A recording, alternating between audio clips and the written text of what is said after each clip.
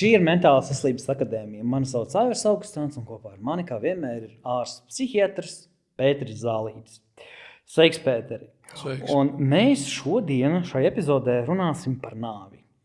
Dzīves spoguli un psihes robežu. Skaisti skan, vai ne? Principā, tomēr psiholoģijā nāve nav tikai beigu punkts vai spogulis, kurā atklājas cilvēka patiesā attieksme pret dzīvi. No tā, kā mēs skatāmies uz nāvi, ir atkarīgs, kā mēs dzīvojam. Piekritīsi sākumam?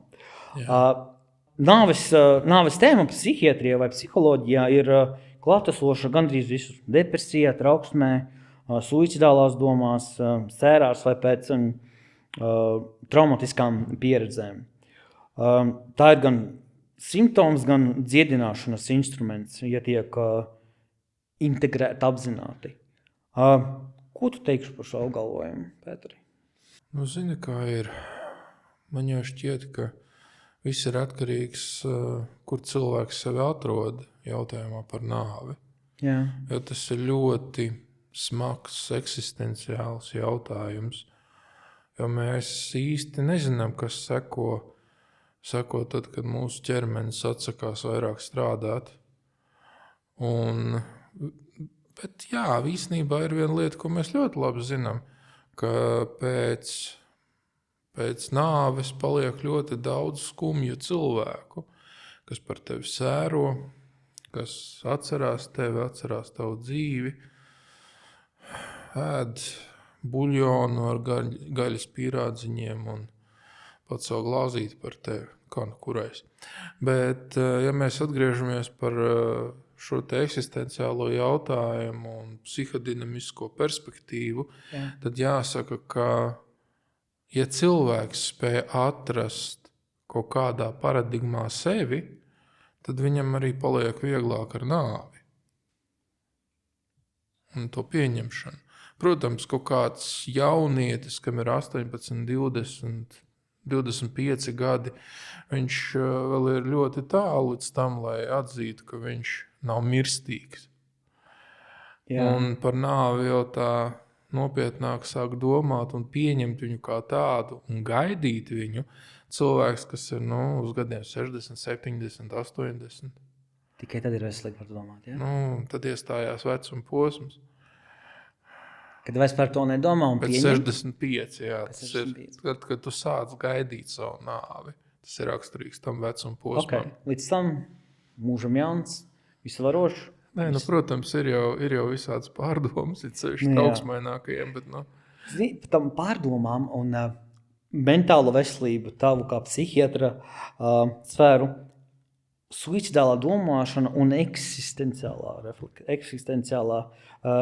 refleksija, teiksim, cik svarīgi ir atšķirt vēlmi nomirt no vēlmes pārtraukt ciešanas, cik svarīgi ir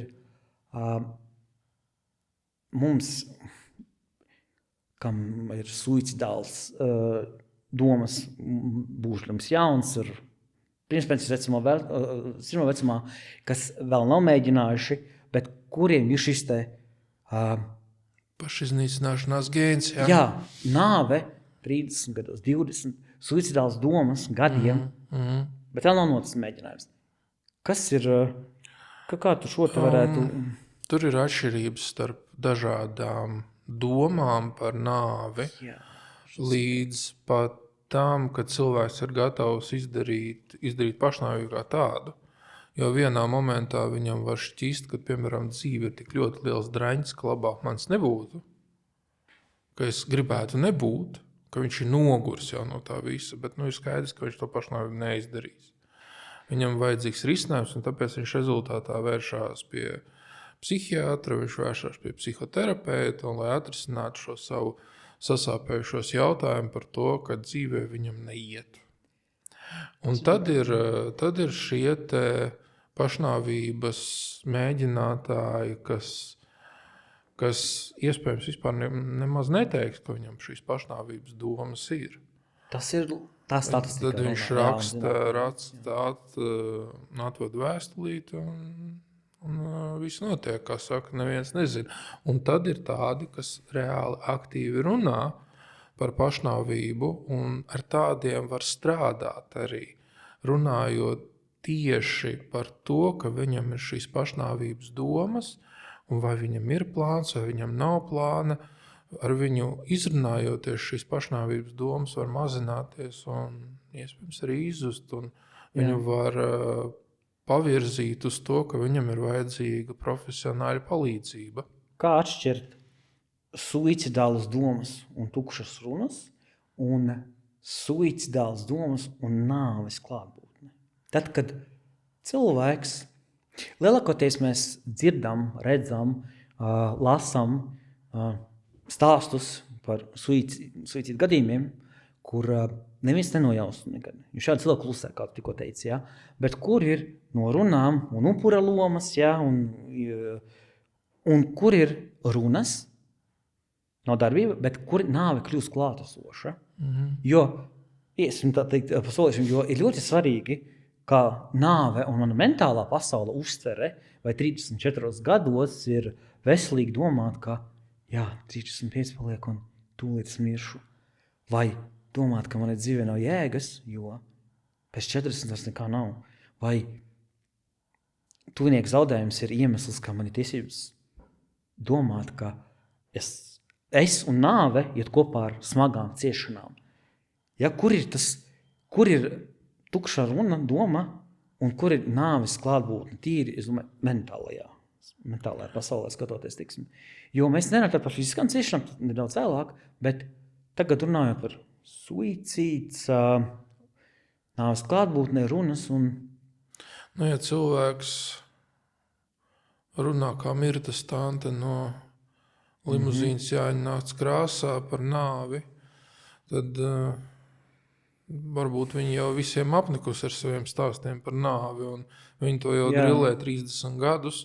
Un tad visticamāk personības traucējumi būs tie, kas ir pie vainas, viņas kaut kādai izkropļotai uztverē par sevi, par to, kas notiek un tā tālāk. Mirtantei internetas gadījumā rīt sākas ar ziņu draugam, tagad jau taisa pašnāvību miršt un negrib dzīvot. Kādam citam, kurš cieš no smagas slimības, par to nedaudz vēlāk, bet ir jau tas moments. Fiziska klātbūtne, jo viņš fiziski var just, ka viņš var neķeproties. Ir cilvēki, kuri nāve klātesoša un kuri tikai mentāla kaut kāda disfunkcija, teiksim, par šo tēmu runājot. Atgriežoties pie Mirtas tantes, tur ir vēl viens tāds moments, ka varbūt šis cilvēks mīl upuri tēlot un spēlēt, kad viņš grib iežēlināt un grib kādam pietuvoties ar to, ka būtībā, es domāju par nāvu, pievērst man uzmanību. Vai raksta naktīs, tu taisīs pašnāvību. Speciālistam zvanu un saka 200 reizi, ka tu taisīs pašnāvību, kaut gan tas jau ir izrunāts daudz un dikti, un cilvēkam pat ir palicis labāk. Ja mēs runājam par, kāds bija tavs jautājums? Kur nāve ir klātesoša runās un domās, un kur tas ir tikai tāds? Kāds saka, upura loma, pašrealizēšanās savā lokā, vai kur ir vēl tā neveselīgā, kur nāve nav, bet tu esi vēl tik jauns, un vēl 30, 20, 40, 50. Tas ir pie lielām ciešanām.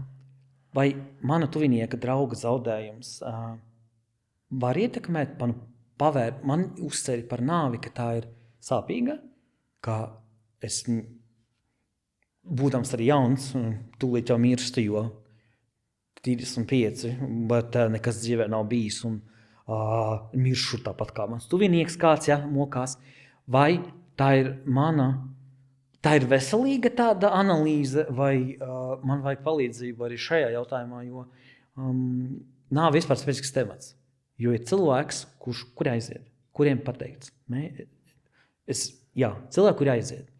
Un viņu drosme, kuriem ir drosme, pašu atklāti runāt, man šermaļi, un man visu cieņu. Bet vēl ir nāve pārprastais jēdziens.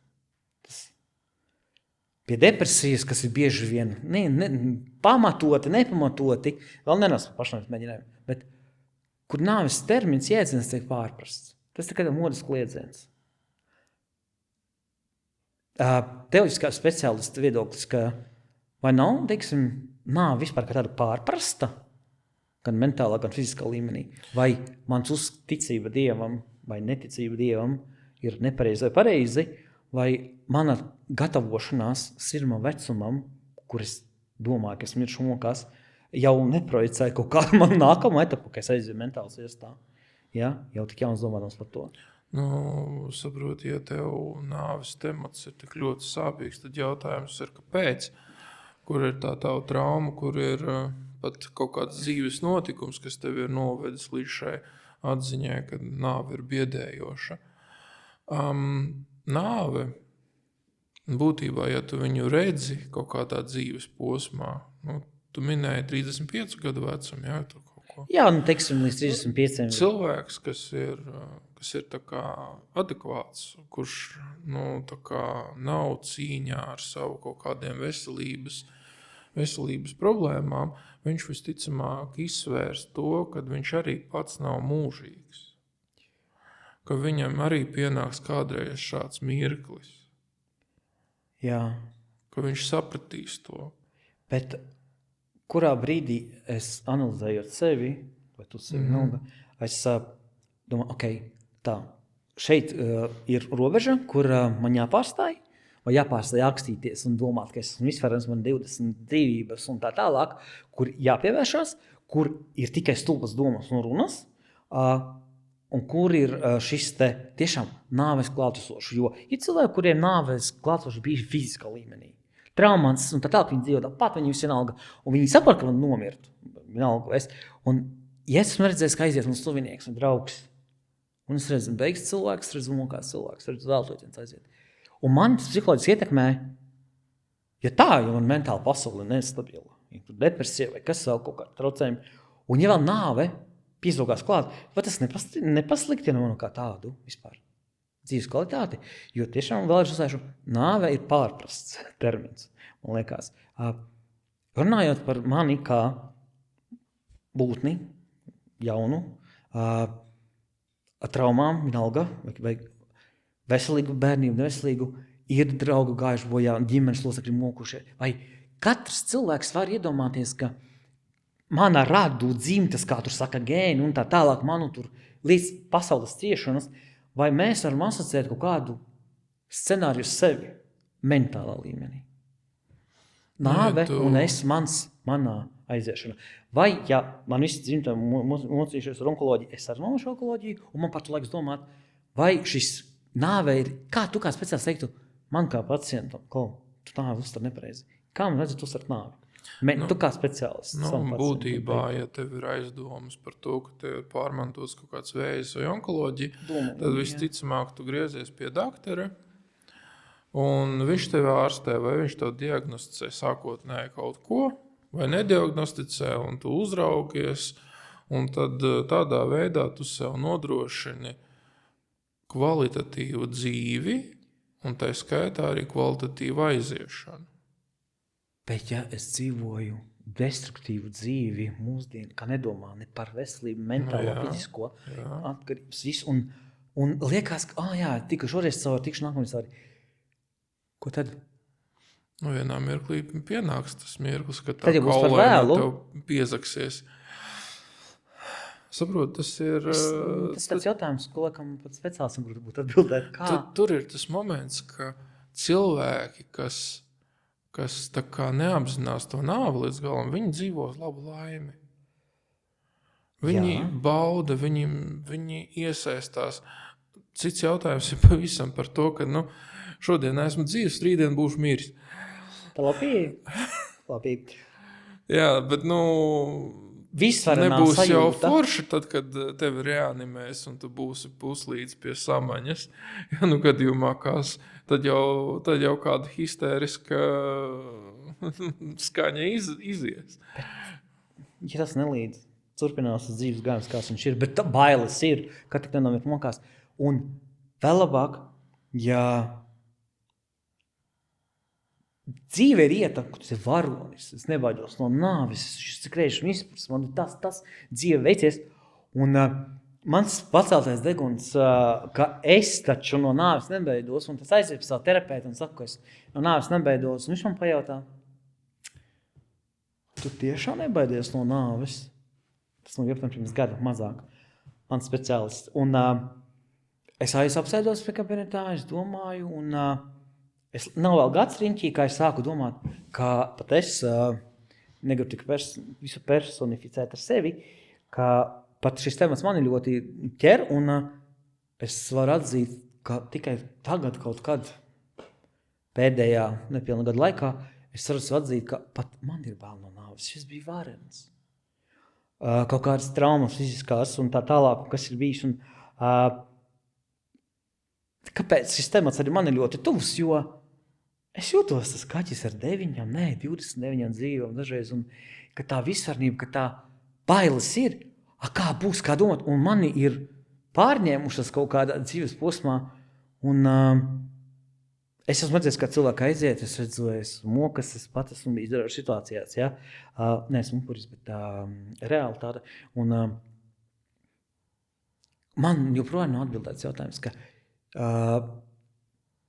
jo es esmu cilvēks, man tā raksta problēmām, tur depresija, trauksme, tālāk, ja, un vēl šīs te nāve. Ja domājies, kāds komplekts, ka man nāk epizode virsū, ka nāve jāpadomā par savu dzīvi, kad liekas, ka tūlīt jau noslēgums, ko man darīt. Un tad mēs nonākam pie nākamā. Vai šādās domās, kad ir tikai tādas ruminēšana, runas un visārnās sajūtas, un tad vai tas mani var novest pie, teiksim, mēģināt tomēr ātrāk visu beigt suicidu. Tik tāpēc, ka es analizēju pārāk gudri, pārāk daudz izķepurojies un tā tālāk. Un neapzināti, apzināti sev darīšanām pāri. Vienalga, ir atkarība vai kas. Es domāju, tas vairāk tev novadīs pie ļoti lielas trauksmes. Jā, bet... Ja tu būsi uz robežas, tu varētu šo trauksmi tā kā ar sevi uzgrēzīšanu tā kā mēģināt novērst.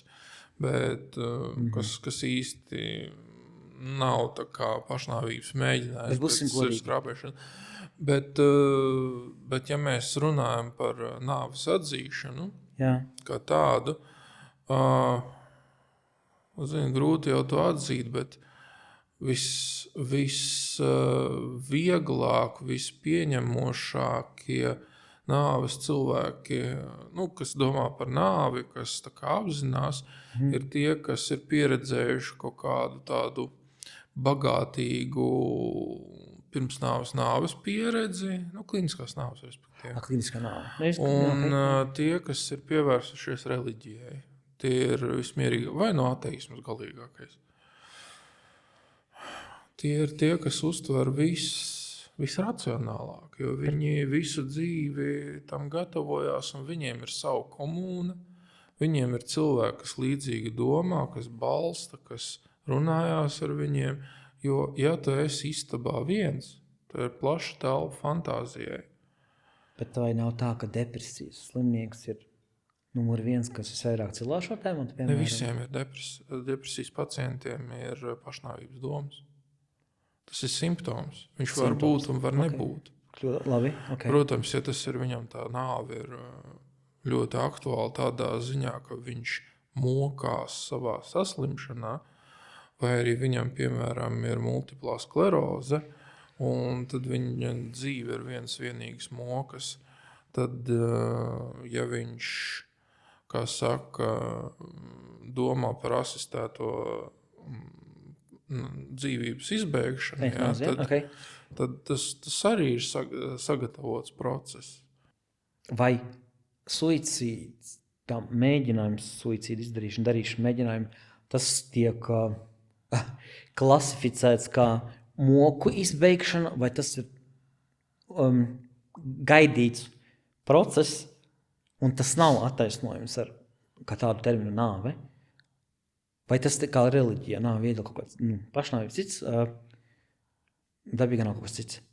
Vai suicīds un nāve ir sastarpēji kaut kādā veidā saistīti, jo tas ir īks jautājums.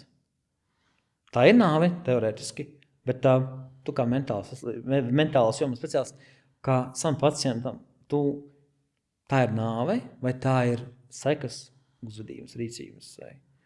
Es saprotu, tas ir atkarīgs no kuru reliģiju tu sev pielieko. būtībā. Es vairāk savu galveno depresiju. Nu jā, bet tas tiešām ir jautājums par to, kādu domu tas sevī nes. Jo, ja mēs skatāmies no pareizticīgo skatu punkta, tad pašnāvība ir nāves grēks. Un tie ir vieni no labākajiem klientiem, kas domā par pašnāvību, bet viņi nekad neizdarīs. Bet kāpēc mūsdienu sabiedrībā šis te joprojām ir tāds tabū? Kad ar nopietni runā par suicīdu, psihiatrija, suicīds, reliģija, objekts un nāve. Kopumā ņemot, tas tāds tabū. Jo par to vienkārši nerunā. Saproties, ka cilvēks nomirst vecumdienās, viņš ir pavadījis jēgpilnu dzīvi, un viņam ir maz bērni, un tas viss ir ļoti skaisti. Pašnāvība atkal tas ir kaut kas, ko mūsdienās būtībā var novērst. Lai cilvēks dzīvot skaistu, brīnišķīgu dzīvi, viņš nenodod savus radiniekus skumjām un pārdzīvojumiem, viņš izdara diezgan sautīgu aktu. Gļēvulība arī. Par šo te mēs parunāsim citā epizodē plašāk, bet kā izvairīšanās no šīs nāves tematikas, sabiedrība ģimenē kopumā padziļināt, vērtējot, runājot, diskutējot, pieslēdzot arī garīgumu,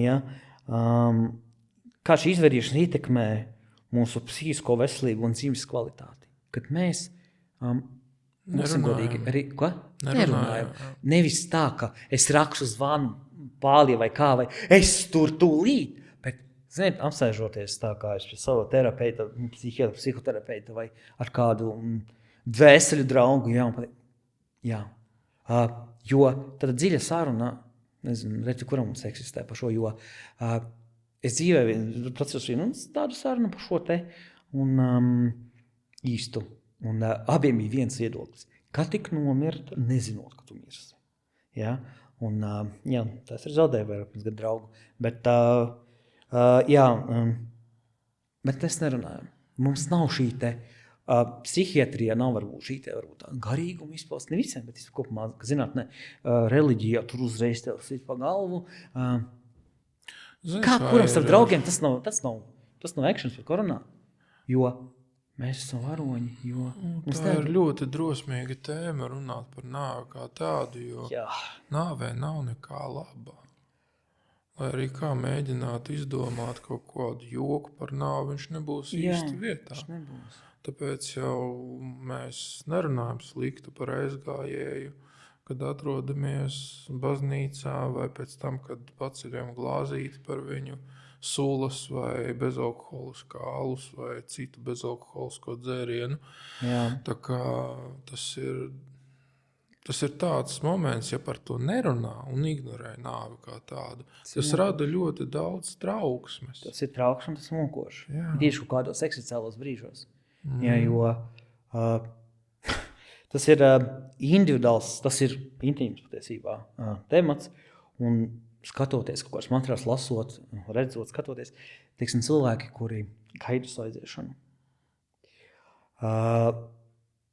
Ir daļa, kuros var pamanīt šo te drosmi, un ir vēl šī te daļa, kaut kāda mēs, kuri baigi varoņi tagad ir.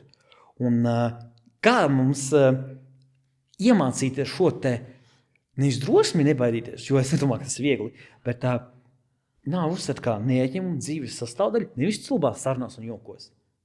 Bet. Zini, kā ir tas, ko neiemācīs mamma tētis, to iemācīs dzīve.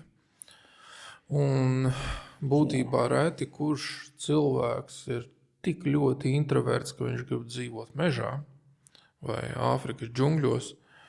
Reti, kurš tāds ir, un noteikti atrodas draugi, paziņas, komūna, kas rezultātā cilvēkam tā kā palīdz viens otram.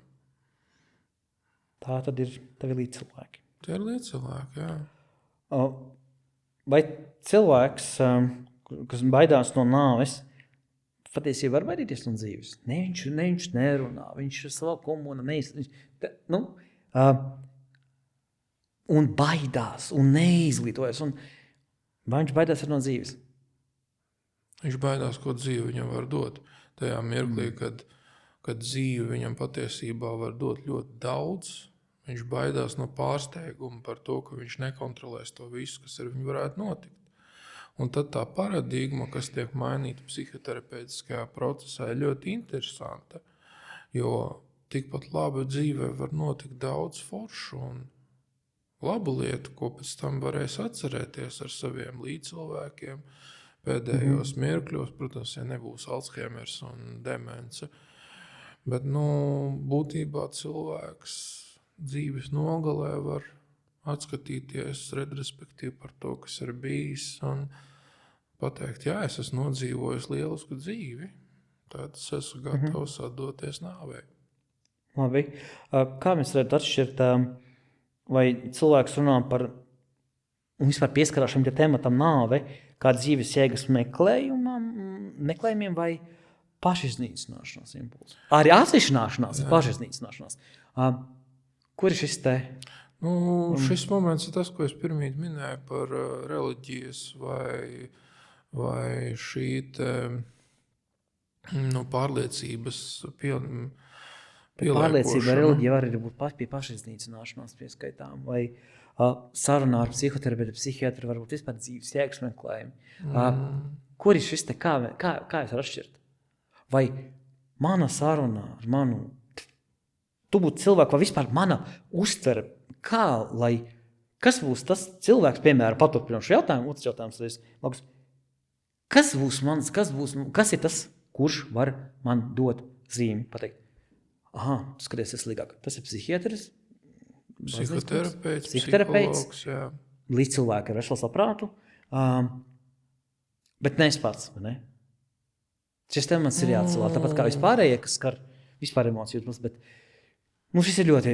Ja tu paliec vienā lielā istabā, tad tev rodās daudz fantāzijas par to, kas varētu būt nāve, un tas ir mokoši. Jā. Un tad, kad tev tas traucē, tad, kad tev tas ietekmē tavas darba spējas, aiziešanu uz darbu, jo tu baidies, ka tev notrieks, piemēram, mašīnu uz ielas, vai vēl kaut kas, tad tev ir liela trauksme un problēma. Tad ir jāvēršās pie speciālista, kas tev pateiks aptuveni to, kad mēs nekad nevaram visu paredzēt uz priekšu.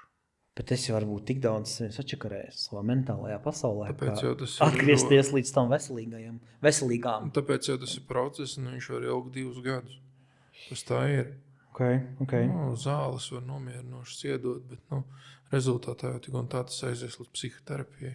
Tu kā psihiatrs vai, tavs kolēģi psihoterapeiti, kā var, speciālists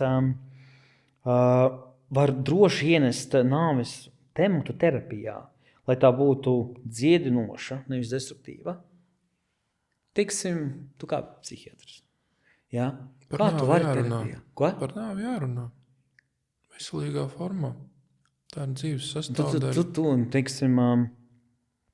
Tu iedrošini cilvēku, bet tu pēti. Kurā brīdī, kurš brīdis, kad drošākais vai kā pienest šo terapijā šo tematu tālāk. Par to jau runāja, tas ir aktuāli. Bet redz, terapija tas nepieciešams, un godīgi, lai kāda terapija, lai par kādu problēmu cilvēks iet. Es sevišķi eksistenciāli, jā. Un runājot par mentālo veselību, arī es kā no šīs pasaules var teikt, ka nāve ir ļoti nepieciešams temats. Jo es pārprotu, resursus pārprotu, nerunājam, un depresija ir manā gadījumā ļoti daudz cilvēku, kuriem depresijas, mentāls problēmas. Nāve ir neatņemama sastāvdaļa, bet par to nerunājam. Ne es kādreiz runāju, ne man līdzcilvēki. Tagad ir vien plašāk, tīpaši, kad tiek runāts vairāk par ne tikai mentālu pasauli, bet par nedziedinājumu cilvēkiem, kuri gaida to dienu. Kad mēs runājam par mūsu mūžīgo, izraušanos no kaut kādiem sūdiem vai no kā, kur nāve ir arī blakus.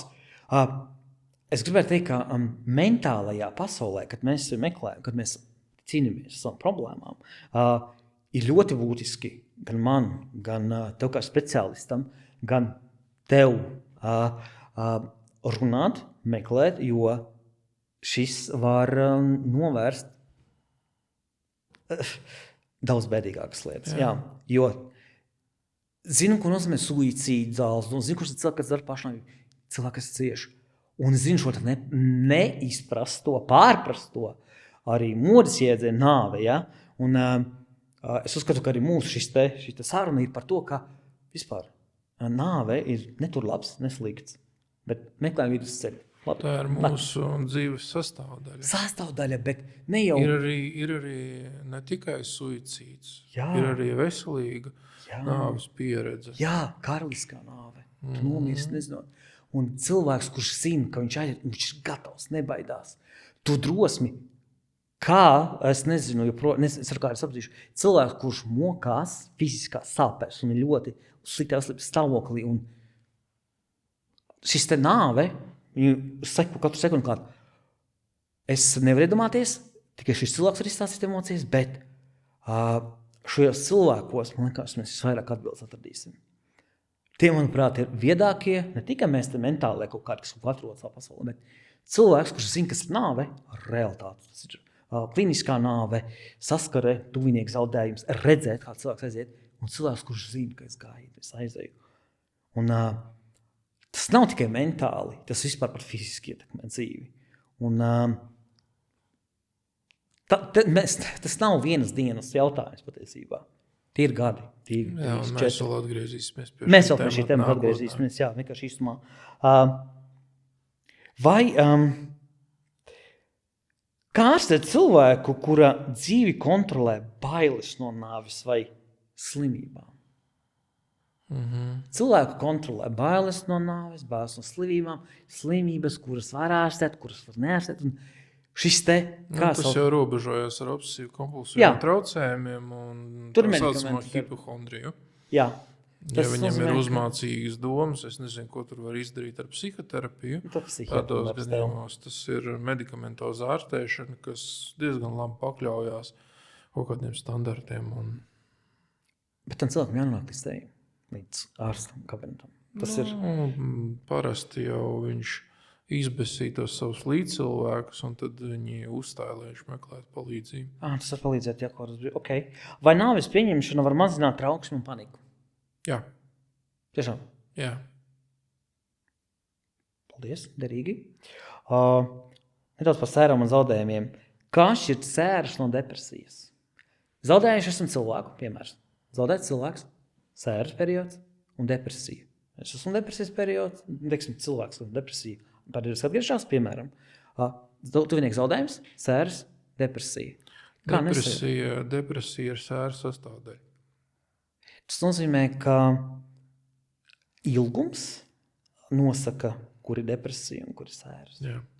Cik ilgi ir veselīgi sērot? Tas ir diskutējām. Sākot no 2 mēnešiem līdz 2 gadiem. Kā sēras atšķirās no depresijas? Sērām ir atbilstošas stadijas. Vai sērām ir neatņemta sastāvdaļā raudāt emocijas izpausme? Jā. Neatņemta sastāvdaļa. Ja cilvēks neraud vienu emociju, vai arī viņš lieto antidepresants un viņš nespēj izraudāties. Labi. Ja viņš kontrolē un ja viņš nejūt neko pēc zaudējuma tuvinieka, tad... varbūt ir pārāk daudz mirušu pirms tā radinieku, un tad jau vienkārši notrulinās sajūtas. Tā kā Covid laikā visi tā kā mušas mira, un tur jau vienkārši vienā mirklī bija apnikums raudāt un pārdzīvot, jo mira tik daudz, ka tur jau izstrādājās. Tas jau bija likums, no rīt atver telefonu un skaties, šis ir prom. No WhatsApp grupas izmest maz vai, jo tur ir pētījums vesels par to, kā cilvēku uztver nāvi, un ja tā nāve notiek ļoti bieži, tad cilvēks vienkārši notrulinās savās sajūtās. Cilvēka dzīvē var būt 2 zaudējumi. Māte, draugs, piemēram. Par māti sāka sērot pēc vairākiem gadiem, kad sāka terapijā. Par draugu varbūt izsāpēs vēl. Es zinu vienu ģimeni, kur aizgāja 9 cilvēku gadu laikā. Tad nenormāla melnā līnija. Tas ir traki. Tas ir ļoti traki. Tāpat Tas ir smagi. Es ceru, ka tas cilvēks kārtībā. Kā notiek iestrēgšana sērās un kā to atpazīt? Iestrēgšana sērās. Patoloģiskās sēras, tu domā, jā. Tas ir visu mūžu? Nu, tas ir tā, ka... Virs 2 gadiem? Virs 2 gadiem? Virs 2 gadiem, jā. Kaut kas man... Patoloģiskas sēras, ka tu nespēji no viņām iziet ārā, nespēji pieņemt palīdzību, kad tu iestrēgsti vienā stadijā, pārlec uz iepriekšējo, tāds Tagad 2 gadus man ir tiesības. Gan runāt, gan raudāt. 2 gadi ir mega daudz. Daudz. Ja tev tas rada ciešanas un nespēja aiziet uz darbu, visus 2 gadus, visticamāk, tev vajadzīgs speciālists. Es kaut kā sabrūku pilnībā nonāku tur. Tu aicināji. Es atvainojos Nacionālā psihiskās veselības centrā. Jā. Vai dienas stacionārā kadrā. Beldrēs. Jā, cilvēks var zaudēt tuvinieku, mīļoto, kas ir grūti pazīstams. Un viņš sabrūk. Ne tikai sēras, bet mentāli sabrūk. Un tad viņš nonāk vai Nacionālā psihiskās veselības centrā, vai viņš nonāk ar dienas stacionārā, vai viņš nonāk Jāņa Zālieša psihiatrijas klinikā pie tevis. Un ar tavu palīdzību, medikamentozo, un vēl viņam jātiek kā cilvēkam, psihoterapeitu palīdzību. Psihoterapeitu, un viņam vēl ir ar sevi jātieklā. Vai 2 gadi nav par maz dots, lai cilvēks, ja viņš ir, nedomājies, ja es šobrīd es nevaru iedomāties to, un es negribētu to piedzīvot, un es teiksim par mīlestību. Tūlī, tā, ka ļoti mūžu mīlestību, kas ir, katram individuāli, ļoti sāpīgi var būt. Un es zaudēju. Un vai man nav tiesības kaut kā uz visu, kas attiecās uz mentālo sabrukumu, sērām uz 5-10 gadiem, vai kur man ir jāsaprot, lasot, skatoties pie tevis, sēžot kabinetā, tātad te ir jau upuris ieslēdzies, te ir tiešām sērs, jo zaudēt tuvinieku, tas ir šausmīgi. Jā, un vai mīļot, tas ir šausmīgi, bet kāpēc uzlikt 2 gadi? Un kāpēc, ja viņš nonācis nervu sabrukumam un ir tavā klīnikā vai atbilstošā stacionārā? Jā. Vai tas nav tā kā nedaudz sadistiski par cilvēku? Nē, Aivar, nē. Tur tie 2 gadi ir statistiskais ilgums par to, kā sēras vispār notiek dabiskā procesā, jo sēras pats par sevi ir attīrošs process. Jā, bet ir mentāls sabrukums. Jā, bet tas nozīmē, ka tur nav tikai sēras, ka tur ir vēl kaut kas. Kas vilcies jau. Okay. Labi. Vai nav varbūt dzīves skolotājs? Saka gan kā cilvēks, gan kā speciālists. Ja tu redzi, vai es zinu, ka tavs kaķītis nav mūžīgs, tad arī tu iemācīs, ka tu neesi mūžīgs. Un tu iegūsti kaut kādu šo te pieredzi, ka tu vari arī pārsteigumiem ļauties dzīves laikā. Vai es varu pielīdzināt savam mīlulīšu mazurnieka nāvi un cilvēka nāvi, tieši sērziņā un nāvi jēdzienā, jo kaldu? Tie ir tavi tuvinieki. Patieši, tu gribētu dzirdēt. Tātad, jā, jo man nepatīk šis uzskats, ka tev tikai kaķis vai suns nomira. Man gribētu tos sist uzreiz, bet jā. Bet svarīgi saprast, ka... Papildinot to stāstu par sērām, jā. Sēras ir ne tikai pie nāves. Sēras var būt arī tādā momentā, kad tu zaudē zobu, kad viņi tev izrauj. Jā, sēras vienkārši norit daudz ātrāk nekā tad, ja tev nomirst kāds tūs cilvēks. Bet mēs esam par nāvi. Jā. Tad nomirst. Zoba nāve, piemēram. Es pārdzīvoju agrāk vairāk par dzīvnieka nāvi nekā cilvēka nāvi. Nē, es par to, kad par sēru pašu procesu, ka viņš ir attīrošs. Sēras neatņemama nāves sastāvdaļa. Zobs ir nāve, taisnība. Vai tev kā speciālistam, vai, teiksim, kā jomas speciālistam, kas saskatās šo tematu nāve, ir jābūt gatavam saskarties ar nāves tematu savā darbā, ikdienā, dzīvē, vispār pieredzē. Ir jābūt gatavam saskarties tieši jomas speciālistam, kurš skar šis temats nāve. Protams. Par to jāmāk runāt veselīgā veidā. Veselīgā veidā. Labi. Man liekas, tie cilvēki, kas cieš no patoloģiskām sērām vai nevar izturēt vairāk savas sēras, viņi pirmām kārtām jau vēršās vai nu pie garīdznieka, vai nu pie psihoterapeita, psihologa vai psihiatra. Atkarībā no tā, cik ļoti viņi tas moka un cik ļoti viņi var vai nevar veikt savus ikdienas pienākumus. Jā, vēl tad noslēgumā daži jautājumi. Jā, un runājot par nedziedinājumu slimiem cilvēkiem, kuri tojās savam dzīves noslēgumam, pret kuriem ne tikai jāuzturās ar visu cieņu, pret kuriem ir liela vērtība mācīties, klausīties viņos, redzēt viņu dzīvi, kāda bijusi, un nes šīs atziņas caur tiem darbiniekiem, kas ar viņiem strādā, tiem cilvēkiem, kas viņus aprūpē vai kā. Kā šis hospice pacients, kā šie cilvēki, kas ikdienā dzīvo patiesībā ar cilvēkiem, kuri aiziet. Kā cilvēki, kuri paši tuvojās nāvei, kuri zina, atpakaļ nav, ir pārējie vai nekā. Kā mēs pārējie, nevis šeit gudri runājot, bet kā mēs pārējie varam, ko mēs varam gūt, ko mēs varam mācīties, kas mums ir jāņem vērā. Un kas ir galvenais, kas ir jāvērtē cilvēkam, pirmkārt, kas ir gatavs aiziet un zina, ka viņš aiziet. Runa ir par tiem, kas palīdzēja aiziet, vai runa ir par tiem, kas tā kā es runāju par tiem, kas ir nedziedināmi slimi un tuvojas savam dzīves noslēgumam, kuri gaida savu nāvi, nezinu, kad viņi pienāks. Onkoloģijas pacientiem ir varbūt vieglākas apzināts aptuveni no nāves, teiksim, ja viņi kā tunieks, ka aiziet, kad viņi nomirs vai kā, bet tādi, kur zina, ka jā, kur dienu nezinu, bet šodien viņi smaida un saka, šodien es darītu šādi, šodien man ir jāņem vērā tas, ko cilvēks, hospice piemērs, ja? Hospice Latvija.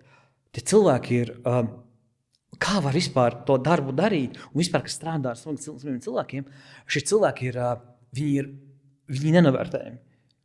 Ko mēs varam, tie, kas mēs spējam vēl funkcionēt, vienalga 20, 30, 50, 70, ko mēs, noslēdzot šo tematu, ja? Tev divi jautājumi. Šis, ko mēs varam no šīs ko mēs redzam, mācīties? Nevis, ko dzirdam vai jūtam, bet ko redzam, ko mēs lasam, ko mēs mācāmies. Ko man var pateikt cilvēks, kurš iet prom, kur nav smieklu man vairs, kur beidzas mana varonība, kas man jāņem vērā? Kas ir atslēga, ko es paņemšu no tiem hospice pacientiem, no smagasiem cilvēkiem? Vai man jārēķinās, ka ar varu iet tādu pašu ceļu, vai man ir jāņem viņa galvenās dzīves tēzes, ko viņš teikt, es darītu savādāk, vai ka man muļķim 34 gados funkcionējuši kaut vienalga kā, bet daudz iespējām nevērtēt, bet teikt, jā. Jo man iedvesmo šie cilvēki, kur pateikt, es esmu gatavs. Un te nāk prātā vienas filmas par Avicennas skolnieku, kurš savulaik ar viltu nokļuva pie viņa mācīties medicīnu. Un tur bija tā, ka tas, ko viņš gribēja atrisināt, bija aklās zarnas infekcijas ārstēšana. Un tad tur bija tāds likums, ka nedrīkstēja cilvēkiem veikt autopsiju. Un tad rezultātā neviens nezināja to reālo orgānu izvietojumu un tās slimības, kas ir saistīts ar viņu. Un tad reāli bija tā, ka viņš izmācījās un viņš nokļuva tajā, kas skaitās mums šobrīd rezidentūra. Viņu Avicena novirzīja uz aklās zarnas iekaisumu, apendicīta nodaļu, kur viss tā kā mira no tā. Un tad viens pacients viņam teica, ka viņš bez jēgas negrib nomirt, ka viņš grib ar kaut kādu jēgu, jo ja viņam nav vērts, ja viņa dzīve nav vērta, tad visticamāk labāk viņu uznest tornī, lai ērgļi viņu tā kā sakož un tā. Un viņš viņam tā kā deva simboliski šo tā atļauju pēc viņa nāves izpētīt viņa ķermeni, ko viņš paslēpus darīja. Beigās viņam sanāca ļoti liels problēmas, bet viņš izpētīja, ka tur ir iekaisums apendiksā, un rezultātā viņš izglāba tādā veidā to karalis viņš bija vai kas, sultāns vai kas, Jā. es tā neatceros. Un, viņš iemācījās operēt, kā saka, tā frāze no Avicēnas bija, kad viņam uzdeva jautājumu, ko jūs ar viņu darīsiet? Mēs viņu atgriezīsim vaļā un izņemsim slimību. Un, šis ļoti dziļdomīgi skan. un rezultātā šis te valdnieks, kā saka, tika sašūts, un rezultātā viņš aizgāja karā pret ļaunajiem, un vārdu sakot, viņu tik un tā nogalināja. Mēs varam ņemt tikai to, ka iepazīt viņa dzīvi, viņa orgānus, šeit izgriez, bļaļ. Pēters nesaprata. Ko mēs varam ņemt no cilvēka? Tev bija baigi dziļā doma, bet es nespēju pārstrādāt. Runājot par šo te... No cilvēka, ka viņam būtībā, ja viņš atstāja kaut ko pēc sevis, ja cilvēks atstāja kaut kādu, tas, ko tu minēji par to, kad kaut kādu tēzi vai kaut kādu pievienoto vērtību, mantojumu un tā tālāk, tad šī nāve ir vieglāk pieņemama cilvēkam, ka viņš ir izdarījis kaut ko, ka viņš ir atcerējies savu dzīvi, kad ir kaut kā bijusi jēga. Pēter ļoti skaisti pateici, un tā kā šis temats nav visai patīkams, un viņš noslēdzot šo te mūsu sarunu, viņš pat izvērtās skaisti, jo man pat, kad tu stāstītu šo te atbildes jautājumu, ko es paņēmu no šī te, ka es no šī te cilvēka, es varu mācīties, principā, dzīvot. Mēs jau saprotam dziļi sirdī, ka nāve nav tikai beigas. Tā ir cilvēkam psihikas robeža, kur dzīves ilūzijas sastopas ar patiesību. Reizi. Un no tā, vai mēs spējam skatīties šo robežu acīs, ir atkarīgs, vai mēs dzīvojam bailēs vai brīvībā. Un runāt par nāvi nozīmē iemācīties dzīvot pilnībā. Nāve ar dzīvi ir ļoti tuvās attiecībās jau ļoti sen. Dzīve sūta nāvei dāvanas, un nāve tās patur uz mūžiem. Paldies! Un šīs nots, es pat teiktu, emocionāls. Mēs šo epizodi noslēgsim. Paldies, Pēteri!